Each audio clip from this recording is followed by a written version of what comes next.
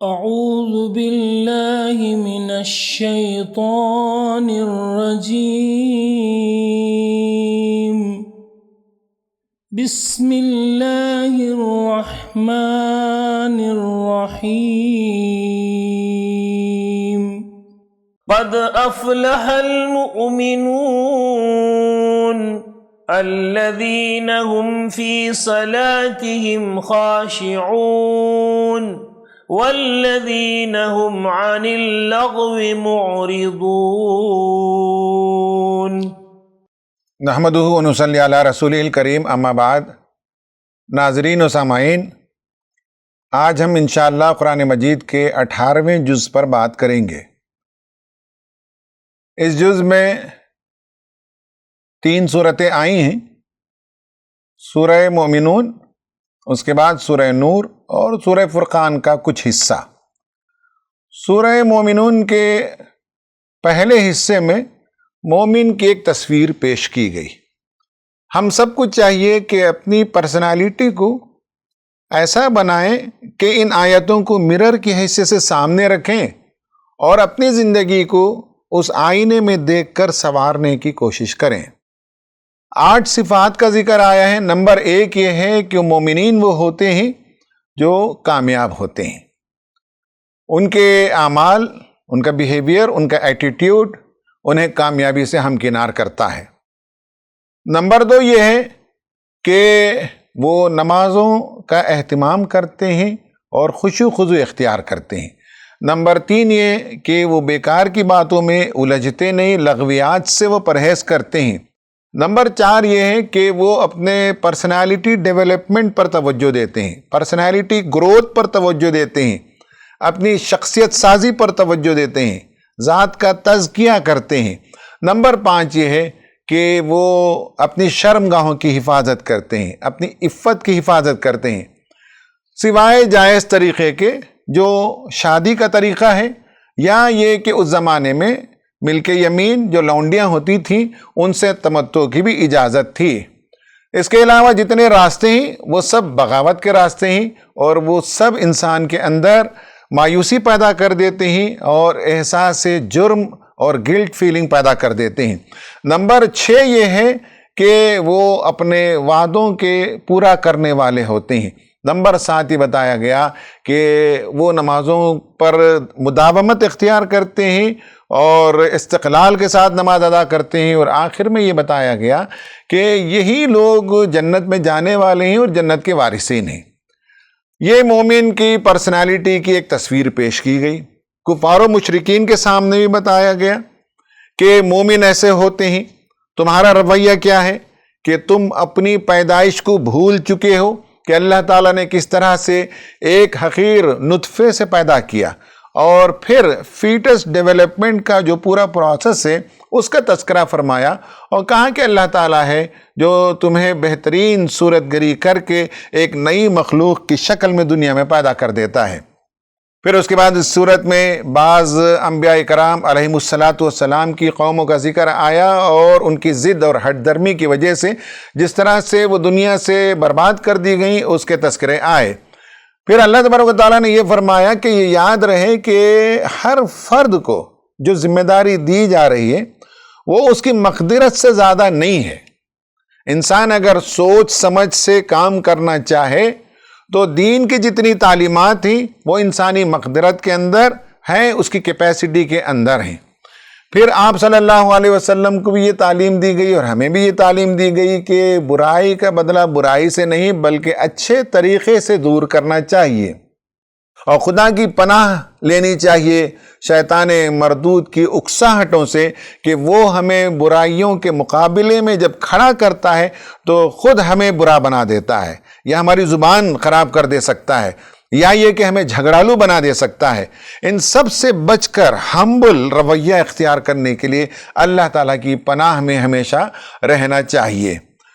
پھر یہ بتایا گیا کہ یہ دنیا کی زندگی پر یہ لوگ ریجھ رہے ہیں، مر مٹ رہے ہیں، انہیں پتہ نہیں کہ قیامت کے دن جب کھڑے ہوں گے تو معلوم ہوگا کہ دنیا میں جو کچھ وہ زندگی بسر کر چکے ہیں وہ بس ایک دن یا اس سے کم تھا، اور آخرت میں کفار و مشرکین کو نجات ملنے والی نہیں ہے. پھر سورہ نور، اس پر ہم گفتگو انشاءاللہ اس کے کچھ حصوں پر کریں گے ابھی تفصیل سے، جو ڈیٹیل مضمون بات کرتے ہیں۔ اس میں جو انسانی معاشرے کو پاک صاف رکھنے کے لیے جو ڈیوائن گائیڈنس چاہیے، ڈیوائن لاز چاہیے، وہ اس میں دیے گئے ہیں، اور سماج میں برائیوں کے جو میجر سورسز ہو سکتے ہیں ان پر پابندی لگائی گئی، قدغن لگایا گیا، بریک لگایا گیا، تاکہ سماج اور معاشرہ برائی کے راستے پر نہ جائے بلکہ پورا معاشرہ پاک صاف ہو سکے، اور اللہ تعالیٰ کے نور سے اسلامی معاشرہ جگمگا اٹھے۔ اس کی جو تفصیلات ہیں انشاءاللہ کچھ ہم آگے بات کریں گے۔ بہرحال شادی سے متعلق بھی قوانین آئے ہیں، اور جو سیکسول پرورشن ہے اس کی روک تھام کے لیے بھی بہت سی باتیں آئی ہیں۔ پھر اس کے بعد بی بی عائشہ صدیقہ رضی اللہ تعالی عنہا کی عفت اور پاک دامنی پر جن لوگوں نے کیچڑ اچھالے ان کا تذکرہ آیا، اور اللہ تعالیٰ نے ان کی برات کا اظہار فرمایا، اور اسی موقع کی مناسبت سے بہت سے سماجی جو قوانین ہیں وہ اللہ تعالیٰ نے نازل فرمائے۔ گھروں میں داخل ہونا ہو تو اس کا کیا طریقہ ہے، اور گیدرنگ میں دونوں اصناف، دونوں صنفیں، دو جینڈرز کی ملاقات ہو تو اس کے لیمٹس کیا ہیں، اس کے حدود کیا ہیں، وہ بتائے گئے، اور یہ بتایا گیا کہ جو لوگ سنگل ہیں ان کی شادی کا اہتمام کیا جانا چاہیے، اکیلے نہیں رہنا چاہیے، اور اپنی لونڈیوں کو غلط کاموں پر نہ اکسائیں اور مجبور نہ کریں۔ اور پھر ایک کہ آج کے زمانے میں ان کے لیے ایک بہت خوبصورت نام دے دیا گیا، سیکس ورکرز۔ اس زمانے میں بھی بعض لوگ اپنی لونڈیوں سے کام لیتے تھے، اس سے منع کیا گیا، اور آسمان و زمین کا، پوری کائنات کا نور اللہ تبارک و تعالیٰ ہے۔ وہ آیت مشہور و معروف آیت اسی صورت کے اندر آتی ہے، اور بہت سی باتیں اس صورت کے اندر آئی ہیں جس میں مومنین کی بھی کچھ مثالیں ہیں، کفار کی بھی کچھ مثالیں ہیں، اور تمثیلی زبان میں اللہ تبارک و تعالیٰ نے بیان کیا ہے۔ پھر اور بہت سے قوانین آئے ہیں کہ میریڈ کپل کو ان کی پرائیویسی ہونی چاہیے، ان کے رومز میں داخل نہیں ہونا چاہیے، ایک دوسرے کے گھروں میں کھا سکتے ہیں، لیکن دعوتیں جب ہوں تو اس میں کیا سماجی جو قوانین ہیں، پابندیاں ہیں، طہارت، نگاہ کی طہارت، خیالات کی طہارت، اس کا اہتمام کرنا چاہیے۔ ان سب باتوں کا ذکر آیا ہے۔ خواتین و حضرات، یہ ایک سرسری نظر میں نے ڈالی ہے۔ سورہ فرقان پر انشاءاللہ کل گفتگو کریں گے۔ سورہ فرقان میں بس ایک بات یہ آئی ہے کہ رسالت کے سلسلے میں مختلف قسم کے معجزات وہ طلب کرتے تھے، اور انہیں تعجب ہوتا تھا کہ ایک ایسا رسول ہے جو بازار میں چلتا پھرتا بھی ہے اور بیوی بچے بھی رکھتا ہے۔ اس طرح کے اعتراضات اس سے پہلے بھی گزر چکے ہیں، جس پر ہم گفتگو کر چکے ہیں۔ ناظرین، آج کے ہم خصوصی موضوع پر بات کریں گے، اسپیشل سبجیکٹ پر گفتگو کریں گے، اور وہ سبجیکٹ ہے prevention of perversions, marriage and family institution. سورہ نور کا سینٹرل تھیم یہی ہے، پوری سورت اسی موضوع کے اطراف گھومتی ہے۔ اس سورت کے اندر verse number 1 to 3، 19، 28 to 31 and 32، یہ وہ آیتیں ہیں جن پر ہم بات کریں گے۔ پہلے ان آیتوں کو دیکھ لیتے ہیں، اس کا ترجمہ سن لیں، پھر انشاءاللہ اس کے اندر جا کر گہرائی میں کچھ باتوں کو ہم سمجھنے کی کوشش کریں گے۔ اس سورت کی شروعات ہوتی ہے سورۃ انزلناہا وفرضناہا وانزلنا فیہا آیات بینات لعلکم تذکرون۔ یہ وہ سورت ہے جسے ہم نے نازل کیا خصوصیت کے ساتھ، اور اس میں جو احکام ہیں وہ فرض ہیں، اور اس میں کھلی کھلی آیات اور نشانیاں اور واضح تعلیمات دی گئی ہیں تاکہ تم نصیحت حاصل کرو۔ اس کے بعد جو سوسائٹی میں سیکسول پرورشن کا سب سے بڑا ذریعہ ہے اس پر آیت آئی، اس پر روک لگائی گئی، اس پر کیپٹل پنشمنٹ کا ذکر آیا۔ الزانیۃ والزانی فاجلدوا کل واحد منہما 100 جلدہ۔ زانیہ عورت اور زانی مرد دونوں کو 100 کوڑے مارو، ولا تاخذکم بہما رافۃ فی دین اللہ، اور اللہ کے دین کے معاملے میں، اللہ کی شریعت کے معاملے میں تمہیں ذرا برابر بھی دل میں نرمی نہیں ہونی چاہیے۔ ان کنتم تؤمنون باللہ والیوم الآخر، اگر تم اللہ پر اور آخرت پر ایمان رکھنے والے ہو۔ اور اس کے بعد کہا کہ جب انہیں سزا دی جا رہی ہو تو مومنین کا ایک گروہ ہو جو سزا جب دی جا رہی ہے تو اس کا مشاہدہ کریں۔ پھر فرمایا کہ زانی مرد کے لیے یہ عیب نہیں کہ وہ کسی اور سے شادی کرے سوائے زانیہ عورت کے یا مشرکہ عورت کے۔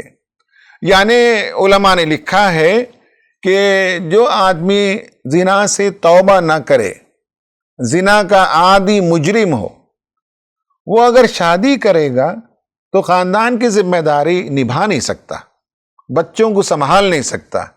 وہ اس لائق ہے کہ زانیہ سے شادی کرے یا مشرکہ سے شادی کرے، اس کا یہ مطلب نہیں ہے کہ لازماً وہ ایسا کرے۔ اور اسی طرح سے فرمایا کہ جو زانیہ عورت ہے وہ شادی نہ کرے سوائے اس کے کہ جو زانی مرد ہے یا مشرک مرد۔ وَحُرِّمَ ذَلِكَ عَلَى الْمُؤْمِنِينَ، مومنین پر یہ حرام ہے۔ گویا کہ مسلم معاشرے کو یہ تعلیم دی گئی کہ جب تم اپنے بچوں کی شادی کرو تو یہ فیکٹر امپورٹنٹ ہے جو سامنے رکھو کہ ان کی موریلٹی کیسی ہے، ان کا اخلاق کیسا ہے، ان کے جنسی رویے کیسے ہیں۔ اگر وہ بد کردار ہیں اور بدکاری کرتے ہیں تو ان کی اور بہت سی خوبیاں ہو سکتی ہیں کہ ان کی بنیاد پر اپنے بچوں کو ان کے ساتھ شادی نہیں ہونی چاہیے۔ یہ پورے مسلم معاشرے کی تعلیم ہے، پورے مسلم معاشرے کی ذہن سازی کی گئی کہ شادی کے وقت موسٹ امپورٹنٹ فیکٹر ہے وہ ہے عفت ہو، پاکیزگی ہو، جنسی معاملے میں قابل اعتبار اور قابل بھروسہ ہو۔ اس کے بعد ایک آیت یہ آئی کہ ان الذین یحبون ان تشیع الفاحشۃ فی الذین آمنوا لہم عذاب علیم فی الدنیا والآخرہ واللہ یعلم وانتم لا تعلمون۔ کہا کہ جو لوگ چاہتے ہیں کہ مسلم معاشرے کے اندر فحش پھیلے، بے حیائی پھیلے، عریانیت پھیلے، انہیں سخت ترین سزا دو، دنیا میں بھی انہیں دردناک سزا ملے اور آخرت میں بھی انہیں دردناک سزا ہے۔ تمہیں نہیں معلوم ہے، تم نہیں جانتے اس کی برائی کیا ہے، اس کی خباثت کیا ہے۔ اللہ جانتا ہے کہ یہ انتہائی سنگین عمل ہے جس سے معاشرہ برباد ہو جاتا ہے۔ شادی اور فیملی انسٹیٹیوشن کے سلسلے میں جو آیتیں ہیں اس کے بعد آتی ہیں، جس میں کہا گیا کہ کسی کے گھر میں داخل ہونا ہو تو کہا گیا کہ جب تک کہ ان گھر والوں سے انسیت اور اجازت حاصل نہ کر لو اور گھر والوں پر سلام نہ بھیجو تب تک گھر کے اندر داخل نہ ہو۔ یعنی یہ ہے کہ ہر فرد کو اپنے گھر کے اندر اس کی پرائیویسی پروٹیکٹڈ ہو، محفوظ ہو، اس میں مداخلت کرنے کا حق نہیں ہے۔ کسی وجہ سے تمہیں جانا ہو تو اجازت لو، اور اگر جواب نہ آئے تو خاموشی سے واپس لوٹ کر آؤ، یہ تمہارے لیے زیادہ بہتر ہے اگر تم جانو۔ اور اس کے بعد کہا قُل لِّلْمُؤْمِنِينَ يَغُضُّوا مِنْ أَبْصَارِهِمْ وَيَحْفَظُوا فُرُوجَهُمْ ذَلِكَ أَزْكَىٰ لَهُمْ۔ مومن مردوں سے کہو کہ وہ اپنی نگاہوں کو بچائیں، اپنی شرمگاہوں کی حفاظت کریں، یہ ان کے لیے زیادہ پاک رویہ ہے۔ اللہ تعالیٰ خبیر ہے، جانتا ہے جو کچھ تم کرتے ہو۔ اسی طرح سے مومن عورتوں کے لیے کہا گیا کہ وَقُلْ لِلْمُؤْمِنَاتِ يَغْضُضْنَ مِنْ أَبْصَارِهِنَّ وَيَحْفَظْنَ فُرُوجَهُنَّ وَلَا يُبْدِينَ زِينَتَهُنَّ إِلَّا مَا ظَهَرَ مِنْهَا۔ آگے آیتیں چلتی ہیں۔ مومن عورتیں سے کہو کہ وہ بھی اپنی نگاہوں کی حفاظت کریں، شرمگاہوں کی حفاظت کریں، اپنی زینت کا اظہار نہ کریں سوائے اس کے جو ظاہر ہو جاتا ہو، اور اپنے سینے پر اوڑھنیاں مار لیں اور اپنی زینت کا اظہار نہ کریں، سوائے کچھ لوگوں کا ذکر ہے جو والدین ہیں، بھائی بہن ہیں، جو قریبی رشتہ دار ہیں، ان کی فہرست اللہ تعالیٰ نے بیان فرمائی۔ ان کے سامنے اگر عورت اپنی زینت کے ساتھ آتی ہے تو کوئی مسئلہ نہیں ہے، ورنہ اپنی زینت کو وہ چھپائے۔ پھر ایک آیت ہے وَأَنكِحُوا الْأَيَامَ مِنكُمْ، تم میں سے جو منفرد ہیں، غیر شادی شدہ ہیں، لونلی ہیں، اکیلے ہیں، ان کی شادیوں کا انتظام کرو، اور تمہارے جو غلام اور تمہاری جو لونڈیاں ہیں ان کے لیے بھی صالح جوڑے تلاش کرو، ان کی شادیوں کا انتظام کرو۔ اور اگر تمہارے پاس مالی استطاعت نہیں ہے تو انتظار کرو کہ اللہ تعالیٰ تمہیں غنی کر دے، وہ بڑی وسعت والا اور بہت جاننے والا ہے۔ خواتین و حضرات، یہ وہ آیتیں تھیں جن پر آج ہم انشاءاللہ تفصیل سے گفتگو کریں گے۔ سب سے پہلے جنس کے موضوع کو لیجئے۔ سیکس انسان کے جو داعیات ہیں، جو ڈرائیوز ہیں، ان میں سے اسٹرانگ ڈرائیو ہے، یعنی بھوک کا لگنا، پیاس کا لگنا جیسے ڈرائیوز ہیں، داعیات ہیں، جسمانی تقاضے ہیں، جسمانی ضروریات ہیں۔ اسی طرح سے جنس کی خواہش اور اس کے تقاضے بھی ہیں، اور وہ بہت مضبوط ہوتے ہیں، اور اسے پورا کرنے کا ایک ہی طریقہ شریعت میں ہے، وہ ہے شادی۔ شریعت کے علاوہ انسانی تاریخ جس زمانے سے بھی چلی آ رہی ہے، تب سے بھی شادی ہی ایک ذریعہ مانا جاتا ہے۔ اس کے علاوہ جنسی خواہشات کی تکمیل کے تمام ذرائعوں کو غلط سمجھا گیا، اسلامی اصطلاح میں حرام ہے، اور جن کے ہاں یہ اصطلاح نہیں ہے ان کے ہاں بھی قابل پنشمنٹ جرم مانا جاتا ہے اگر آدمی اپنی جنسی خواہشات کی تکمیل جائز حدود یا سماج کے دائرے میں یا سماجی قوانین کے دائرے میں اگر پورا نہیں کرتا۔ مجھے کئی مرتبہ انڈمان نکوبار آئیلینڈز جانے کا موقع ہوا۔ وہاں جنگلوں میں آج بھی بعض قبائل موجود ہیں جن کے جسم پر کپڑا نہیں ہوتا، جن کے ہاں انسانی تہذیب نہیں پہنچی، وہ جنگلوں میں رہتے ہیں، لیکن ان کی تہذیب بھی بتاتی ہے کہ ان کے ہاں شادی کا انتظام ہوتا ہے، اور ایک لڑکا ایک لڑکی، ان کا جو سماج ہے، جنگلیوں کے جو قوانین ہیں اس کے مطابق ان کی شادی ہوتی ہے۔ اگر کوئی لڑکا کسی لڑکی کے ساتھ ان کے قوانین کے مطابق رشتہ قائم نہیں کرتا تو قتل کر دیا جاتا ہے۔ یہ سنس ٹائم امیموریل، طویل زمانے سے یہی اصول چلا آ رہا ہے کہ اپنی جنسی خواہش کی تکمیل کے لیے ایک مرد ایک عورت معاشرے میں معروف ہو کہ یہ لیگل پارٹنرز ہیں۔ شادی جسے ہم کہتے ہیں، نکاح کی اصطلاح ہم استعمال کرتے ہیں، دیگر مذاہب میں کچھ اور اصطلاحات ہوں گی، لیکن یہی ایک معروف طریقہ ہے جنسی خواہش کی تکمیل کے لیے۔ اس کے علاوہ جتنے طور طریقے دنیا نے ایجاد کے سب غلط ہیں، اسی لیے اس سورت کی شروعات میں سختی سے منع کیا گیا۔ اور جانوروں کا بھی معاملہ ہے، انسانوں کا بھی یہ معاملہ ہے کہ وہ پروگرامڈ ہے جینز کو ٹرانسفر کرنے کے لیے، اپنے مادہ منویہ کو وہ آگے پہنچانا چاہتا ہے، اپنی نسل کی بقا چاہتا ہے، اور اسی سے سروائیول آف دا اسپیشیز ہوتا ہے۔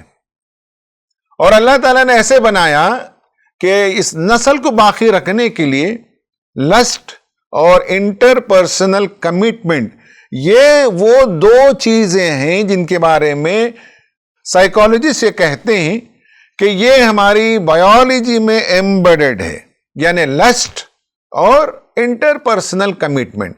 اس کے نتیجے میں انسان ایک دوسرے سے قریب آتے ہیں، لڑکا اور لڑکی قریب آتے ہیں، اور اس کے نتیجے میں اولاد ہوتی ہے، اور دنیا میں نسل انسانی کا سلسلہ چلتا ہے۔ دنیا کے تمام مذاہب بھی اسی کی تعلیم دیتے ہیں، دنیا میں جتنے سول لاز بنے وہ بھی یہی تعلیم دیتے رہے۔ جو کہانیاں، جو فوک سٹوریز ہم تک ہزاروں برس سے پہنچی ہیں، ان میں بھی شادی ایک مقدس انسٹیٹیوشن مانا گیا ہے، اور شادی کے باہر جنسی خواہشات کی تکمیل کو ہمیشہ سے برا تصور کیا گیا ہے۔ یہ بھی ماہرین نفسیات بتاتے ہیں کہ husband and wife mere partners نہیں ہیں، میئر سیکس پارٹنرز نہیں ہیں، میئر بیڈ میٹس نہیں ہیں، بلکہ وہ سول میٹ ہوتے ہیں۔ دونوں کے درمیان فکری، روحانی ہم آہنگی ہوتی ہے، ایک دوسرے پر ٹرسٹ ہوتا ہے، ایک دوسرے کی چاہت کو اللہ تعالیٰ نے ان کے دلوں میں پیدا کر دیا ہے۔ اور جس زمانے میں انسان غاروں میں رہتا تھا، جو کہانیاں ہم تک ملی ہیں، وہاں سے لے کر آج تک ریسپانسبلٹی ہمیشہ مرد اور عورت کے درمیان شیئر ہوتی رہی ہے۔ مرد ہرن مارنے کے لیے، شکار کرنے کے لیے باہر جاتا تھا، اور عورت غار کے اندر اپنے بچوں کی حفاظت کرتی تھی۔ یہ بایولوجسٹ بتاتے ہیں۔ نفسیات کے ماہرین بھی یہی بتاتے ہیں کہ ہر زمانے میں ڈویژن آف لیبر مرد اور عورت کے درمیان رہا، اور میرج انسٹیٹیوشن اسی لیے قائم ہوا اور اسی سے چلتا رہا۔ شادی نفسیات کا بھی ایک سبجیکٹ ہے، سوشل سائیکالوجی کا بھی ایک سبجیکٹ ہے، اینتھروپولوجی کا بھی ایک سبجیکٹ ہے، سوشیالوجی کا بھی ایک سبجیکٹ ہے، اور اکنامکس کا بھی ایک سبجیکٹ ہے۔ یعنی علوم کے جتنے برانچز ہیں ان سب میں میرج انسٹیٹیوشن کو اہمیت دی گئی، اور شاید ہی کوئی انسٹیٹیوشن ہو جو اتنے فیکلٹیز میں، اتنے برانچز میں مطالعہ کیا جاتا ہو۔ یہ شادی کا انسٹیٹیوشن بہت امپورٹنٹ ہے، اس کی حفاظت بہت ضروری ہے۔ شادی شدہ لوگ بھی اگر سیکسول پرورشن کا شکار ہوتے ہیں تو اس کا بھی تذکرہ ہے سورہ نساء میں ہے کہ اگر ایک عورت شادی شدہ اس کا دل کسی اور مرد پر آ جائے تو نشوز اختیار کرے تو پھر کیسے اس کی اصلاح ہو، وہ آیت نمبر 34 میں بیان کیا گیا۔ ایک شادی شدہ مرد اس کا دل کسی اور عورت پر آ جائے، وہ نشوز کی طرف آگے بڑھے، تو اس کا سلوشن کیا ہے، وہ آیت نمبر 128 میں بیان کیا گیا اور کمپرومائز کرنے پر آمادہ کیا گیا۔ ایکسٹرا میریٹل سیکس اور پری میریٹل سیکس یہ سب ہر زمانے میں گناہ مانے گئے اور پنشبل افینس ہمیشہ سے رہے ہیں۔ اس صورت کے اندر یہ بتایا گیا کہ جو اپنی عورتوں پر الزام دھرتے ہوں انہیں ثبوت لانا چاہیے، ورنہ لیان کا پروسیس ہے، یعنی یہ ہے کہ اپنی بیوی پر الزام دھرنے کے بعد کوئی آدمی ثابت نہ کرے تو اس پر اللہ کی لعنت ہے۔ عورت کہے گی مجھ پر اللہ تعالیٰ کا غضب ہو۔ یہ بہت ہی سنگین قسم کے قوانین ہیں، اس لیے کہ خاندان کا نظام بہت امپورٹنٹ ہے۔ یہ ساری باتیں اس میں آئی ہیں۔ پھر اس کے بعد کسی گھر میں داخل ہو تو اس کے رولز بتائے گئے، نگاہوں کو کیسے بچانا چاہیے، اس پر مطالعہ کرنا چاہیے، معلوم ہونا چاہیے کہ نگاہوں کو نیچی رکھنا، اس کے بجائے بعض لوگوں نے ترجمہ کیا نگاہوں کو بچانا، یعنی یہ کہ نیچی رکھ کر بھی انسان دماغ کہیں اور لگا سکتا ہے، ذہن کہیں اور رکھ سکتا ہے، دل کہیں اور رکھ سکتا ہے۔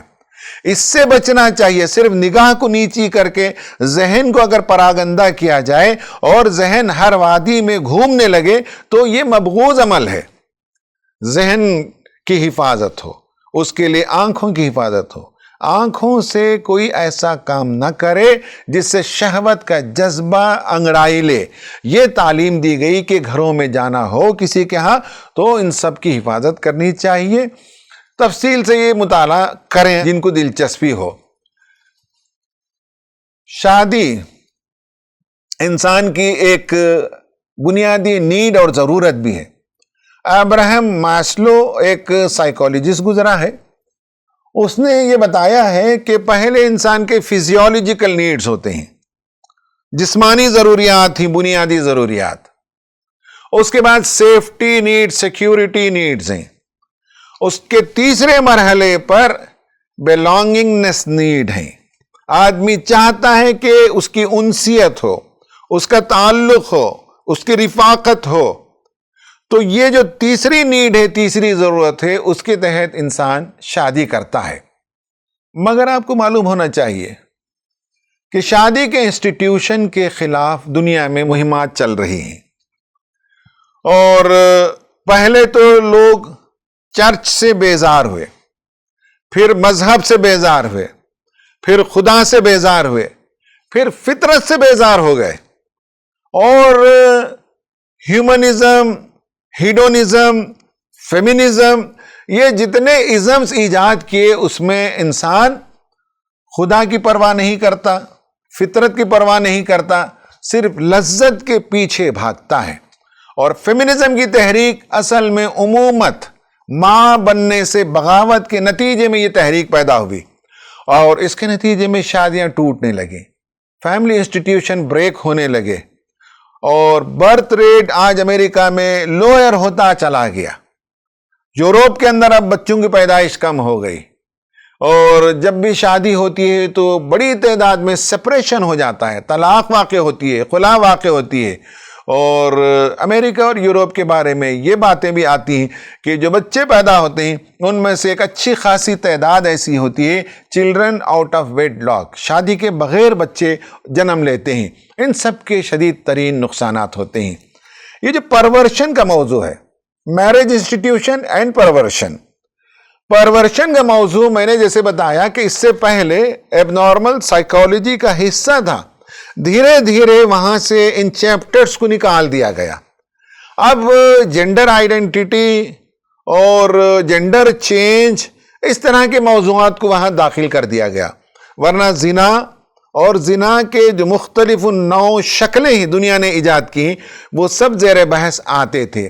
میں آپ کے سامنے بتانا چاہوں گا کہ اصل میں یہ جو پرورشن ہے اس کی بنیادی وجہ یہ ہے کہ انسان چاہتا ہے کہ سیکسول ایکسائٹمنٹ ملے وداؤٹ ریسپانسبلٹی، ذمہ داری نہیں لینا چاہتا، صرف اس کا ایکسائٹمنٹ چاہتا ہے۔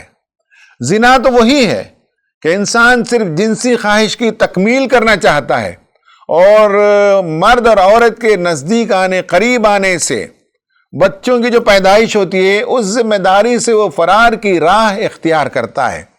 زنا ہر زمانے میں مبغوض رہا، لیکن آج کے زمانے میں اس کے لیے ایک خوبصورت نام سیکس ورکرز کا دے دیا گیا۔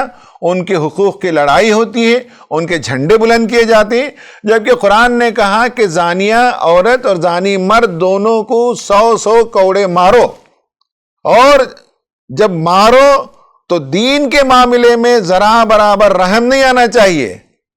یہ ایمان کا تقاضا ہے، اور اس سے جب ایک مسلم جماعت، ایک معاشرہ دیکھے گا، مشاہدہ کرے گا، تو ڈیٹرنس ہے یہ سزا، اس کے نتیجے میں زنا کی طرف لوگ آگے نہیں بڑھیں گے۔ سخت ترین تعلیمات آئی ہیں، اور بتایا گیا کہ لوگوں کو اپنی عفت کی حفاظت کرنی چاہیے، نکاح کرنا چاہیے، اور نکاح نہیں کرے تو اللہ تعالیٰ کے فضل کا انتظار کرنا چاہیے، یا لونڈیوں سے شادی ہونی چاہیے۔ یہ سب باتیں تفصیل سے بتائی گئیں تاکہ پرورشن سے لوگ بچیں، جنسی بے راہ روی سے بچیں۔ یہ بہت امپورٹنٹ سبجیکٹ ہے۔